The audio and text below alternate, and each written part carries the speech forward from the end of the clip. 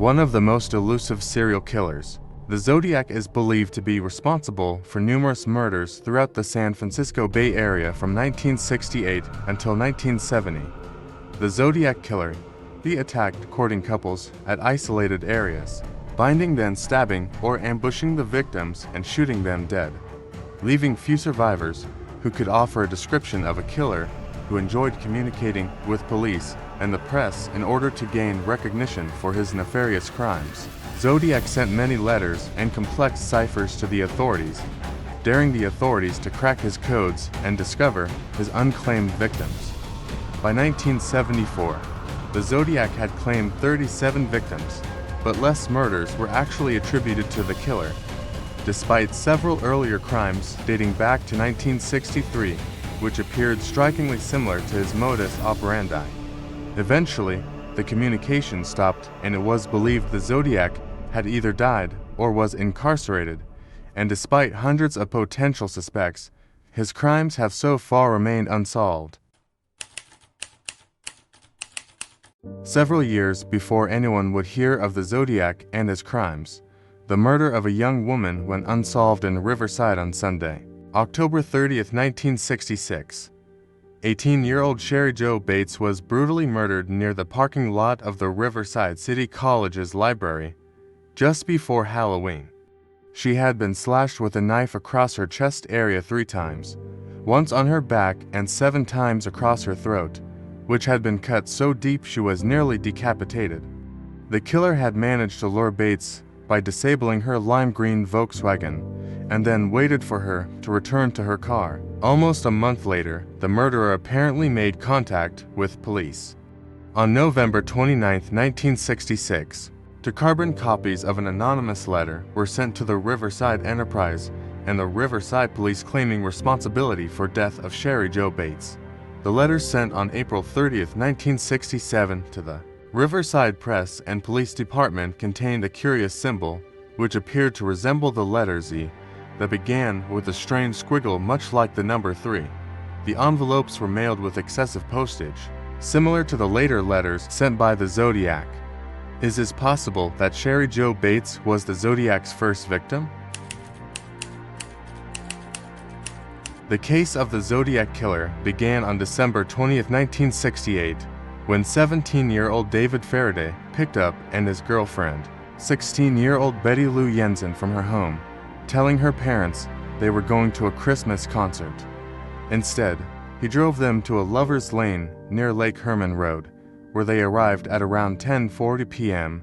Before this time, a witness later reported spotting a light-colored hardtop, possibly a 4-door Chevrolet Impala, which was parked near the gated entrance to the pumping station just off Lake Herman Road at around 9 p.m. Not long after this, a young couple who were parked in the lover's lane reported another, which passed them heading west towards Vallejo, but then slowly backed up towards them. The driver stared at the young couple, and they felt so ill at ease, they immediately drove off towards Benicia. The car proceeded to follow them until they took the first exit, while the driver continued east to Lake Herman Road. The same light-colored Chevrolet Impala was seen again by another witness at around 10 p.m. At approximately 11:10 p.m., half an hour after arriving at the same spot as the previous couple, Faraday and Jensen were shot to death. A car had pulled up alongside them, and the driver exited the vehicle and began firing at the couple. From the evidence left at the scene, investigators were able to determine from shell casings and footprints that the killer had likely used either a .22 rifle or a handgun loaded with .22 ammunition and walked up behind the victim's car, shooting the right rear window and then the left near tire. He then came around to the front left side, and at this point the 2 teenagers were able to exit the passenger side door of Faraday's brown Rambler in an attempt to escape.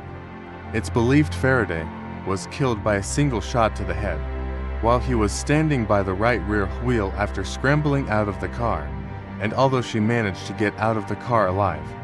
Jensen's body was found 30 feet from the rear bumper. She had been struck by several bullets, 5 of which penetrated the right of her back, either as she was moving or as she lay wounded on the ground. In total, 10 bullets had been fired, with 5 hitting Jensen and 2 missing, 1 killing Faraday, and the 2 fired into the car. The accuracy of the shots fired seemed to indicate the killer was somewhat competent in the use of firearms, but by no means a skilled marksman. According to the coroner, Jensen was hit from no more than 10 feet away. The gruesome murders would have taken less than a few seconds to commit, and the killer was back in his vehicle and driving away from the crime scene. His escape may have even been witnessed by Stella Borges, who described a light-colored Chevrolet Impala heading away from Lake Herman Road towards Benicia just before she discovered the victims' bodies. Despite a thorough investigation by Solano County Sheriff's Detective SGT, Les Lundblad, police were unable to determine a motive for the crime, and with few witnesses to the actual murders and no suspects, the Solano County Sheriff's Office case #V-556 for hit a dead end. A reward set up by students at the victim's high school failed to garner any new information. For separate attacks involving 7 people have been definitively attributed to the Zodiac Killer. The first confirmed incident took place on the night of December 20, 1968, when 17-year-old David Faraday and his 16-year-old girlfriend, Betty Lou Jensen, were shot to death near their car at a remote spot on Lake Herman Road, on the outskirts of Vallejo, California. Police were baffled, unable to determine the motive for the crime or a suspect. Early in the morning of July 5, 1969, Darlene Farron, age 22, and her boyfriend, Mike Mago, age 19, were sitting in parked car in a similarly remote Vallejo location when they were approached by a man with a flashlight. The figure fired multiple shots at them, killing Farron and seriously wounding Mago. Within an hour of the incident, a man called the Vallejo Police Department, giving them the location of the crime scene and claiming responsibility for both that attack and the 1968 murders of Faraday and Jensen. Despite evidence that included fingerprints, Mago's description, the decoded cipher, and a wave of tips and leads, police were unable to track down the Zodiac Killer. On the evening of September 27, 1969, he struck again, approaching young couple Cecilia Shepard and Brian Hartnell as they relaxed on an isolated part of the shore of Lake Berryessa in Napa County. Wearing a hood and a shirt bearing a circle cross symbol, he tied them up before brutally stabbing them, scrawling a message for police on their car door and leaving the scene. He then called the Napa Police Department to claim responsibility. Shepard and Hartnell were both in critical condition but alive when emergency services arrived. However, Shepard died of her wounds shortly thereafter. 2 weeks later, on October 11, 1969, the Zodiac claimed another life, shooting 29-year-old taxi driver Paul Stein in San Francisco's Presidio Heights neighborhood.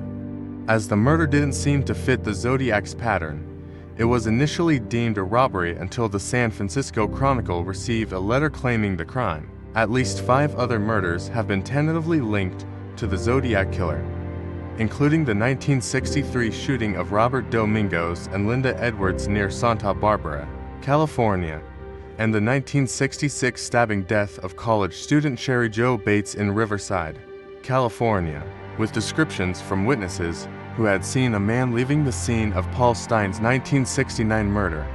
Police were able to create and circulate a composite sketch of the killer. But despite mounting evidence and the investigation of numerous suspects, the Zodiac remained at large. More than 5 decades after the Faraday-Jensen murders, no suspect has ever been arrested. The inability to identify the Zodiac Killer has continued to frustrate law enforcement.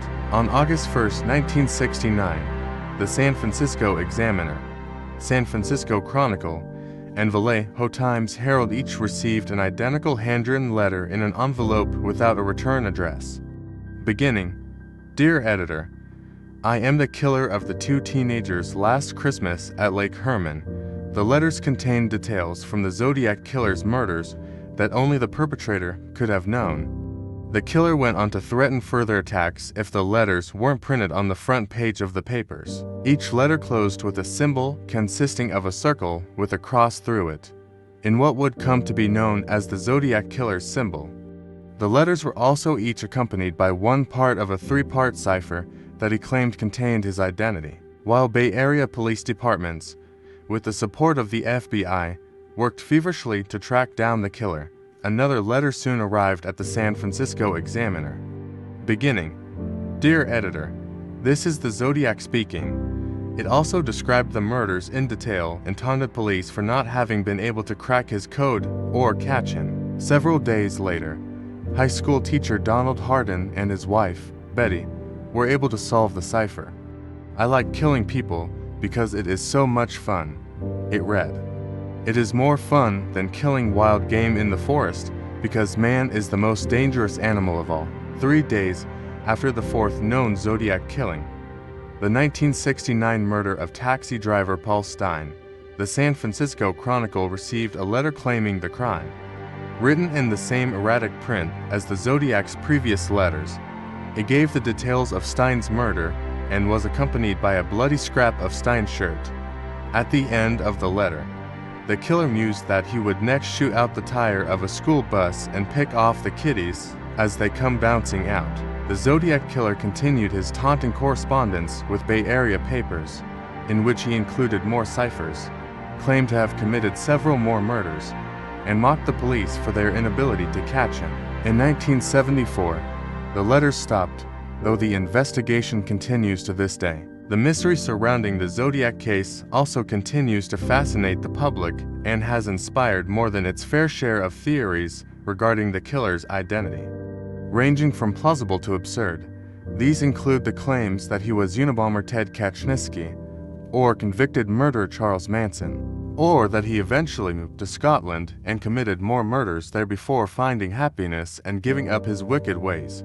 Some other theories include Arthur Lee Allen, true crime author and former San Francisco Chronicle cartoonist Robert Graysmith wrote two separate works on the killer, 1986's Zodiac and 2002's Zodiac Unmasked, ultimately identifying a man named Arthur Lee Allen as the most likely suspect. Allen died in 1992, however, and was never conclusively connected to any of the murders. Earl Van Best Jr. In 2014, HarperCollins published The Most Dangerous Animal of All by Gary L. Stewart, in which he claims that his father, Earl Van Best Jr., who bears a strong resemblance to the man in the police sketch, was the Zodiac Killer. Louis Myers. Another man came forward in 2014 to reveal that a friend named Louis Myers had confessed to being the killer before his death in 2002.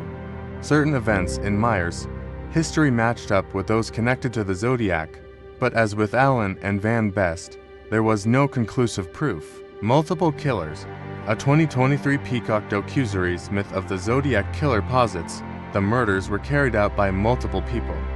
It's very unusual for cold cases to have this much information. But if you read all the police files, you see that there's very little linking these crimes together. Series director Andrew Knock told the New York Post, "Different weapons, different MO, different victim profile, even eyewitness statements, different locations or a trophy being taken from one, but none of the others." In 2020, after more than 50 years, amateur code breakers solved the Zodiac Killer's cipher. The decoded message read, "I hope you are having lots of fun in trying to catch me. That wasn't me on the TV show," which brings up a point about me. "I am not afraid of the gas chamber because it will send me to paradise all the sooner because I now have enough slaves to work for me where everyone else has nothing when they reach paradise, so they are afraid of death. I am not afraid because I know that my new life will be an easy one in paradise death." In October 2021, a team of 40 former law enforcement investigators called the Case Breakers claimed to have identified the Zodiac Killer. They believed that Gary Francis Post, who died in 2018, was responsible for the murders. According to USA Today, this claim relied largely on DNA evidence found at the scene of Sherry Jo Bates' murder in 1966 at Riverside City College in California. Additionally, the Case Breakers claimed that Post had the same shoe size and similar forehead scars to the Zodiac Killer, and that letters to the press contained anagrams of his name. However, Police have remained adamant that Bates is not a confirmed victim of the Zodiac Killer, meaning Post was not made a suspect. Beginning in March 1990, a series of shootings occurred in New York City in what appeared to be random attacks. The first and second victims survived, but the third died later in hospital after being shot in May 1990. Letters sent to the New York Post and 60 Minutes strengthened a theory that some detectives already suspected about the killer, that he was the San Francisco Zodiac. The letters were written in a bizarre style and contained the phrase, "This is the Zodiac," in a similar but not identical calling card of the original Zodiac. But it soon became apparent that this was not the same criminal. But this did not stop the media from sensationalizing this latest string of Zodiac killer crimes, something that caused fear to New Yorkers who believed they were now subject to the Zodiac's killing spree. After his fourth victim survived, the New York Zodiac wrote to the Post claiming in San Francisco killed a man in the park with a gun and killed a woman with a knife and killed a man in the taxi cab with gun. The killer was attempting to connect his crimes with those of the original Zodiac, but few were fooled. A further 6 people were shot by the New York Zodiac, 2 of whom died from their wounds. Much like his San Francisco counterpart, Zodiac also sent coded messages to the police and press, and much like the original, this killer went long periods without killing. Then, in 1993, the Zodiac's reign of terror appeared to have ended. It would take several years before the perpetrator was caught, during a chance encounter at the Zodiac E's family home, where a domestic disturbance call would lead to his arrest. On May 27, 1997, just before pupils arrived at the Tanahata Elementary School in the Suma ward of Kobe, Japan, the head of student Jun Hayes was found in front of the school gates. The victim had been beheaded with a handsaw, and the remains left for students to discover when they arrived that morning. A note, written in red pen, was found stuffed in his mouth. The letter identified the killer as Sakakibara and read in part, "This is the beginning of the game. Try and stop me if you can, stupid police." Due to the symbolism used and the style of the letter, it was clear that the author was influenced by the Zodiac murders of San Francisco. Several more attacks were committed by the same killer, and a young girl, Ayaka Yamashita, was murdered. On June 28th, a 14-year-old high school student was arrested for the crimes. Known as Boya in the media, his real name was not officially released to Japanese law. However, he was eventually identified as Shinichiro Azuma. During the course of the investigation, there have been numerous developments, including the solution to one of the Zodiac ciphers, as well as promising suspects that have been proposed as recently as October 2021. However, none have been officially accepted by law enforcement and investigators as a definitive resolution to the case. The only way the Zodiac case will ever be solved now is with a breakthrough in DNA. Much in the same way, the Golden State Killer was apprehended, or if evidence or a confession is left by the perpetrator after their death. Until then, the case will remain one of the high-profile unsolved serial murder investigations. In 2022, author Jared Kobik wrote an investigative book titled How to Find Zodiac and hypothesized the killer's identity as Paul Dorr, a San Francisco Bay Area man who died in 2007. He found that both Dorr and the Zodiac had shown an interest, through writing, in making homemade bombs, particularly of ammonium nitrate and fertilizer. Along with having a similar build to the suspected killer, Dorr also worked at a shipyard in Vallejo at the time of the murders. Number 10. The Zodiac has been the inspiration for films and TV shows. Number 9. There might have been more victims. Number 8. There were early mistakes in the police investigation. Number 7. There were multiple Zodiac subjects. Number 6. A teacher cracked the Zodiac's first cipher. Number 5. The Zodiac murders followed a similar pattern. Number 4. People have come forward to claim relatives as the Zodiac. Number 3. The Zodiac communicated in code. Number 2. The Zodiac taunted authorities. Number 1. the Zodiac Killer was never caught.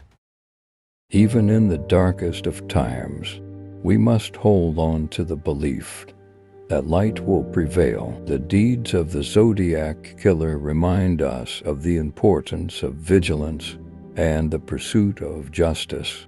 But let us not succumb to fear, for it is in our unity and determination that we find strength.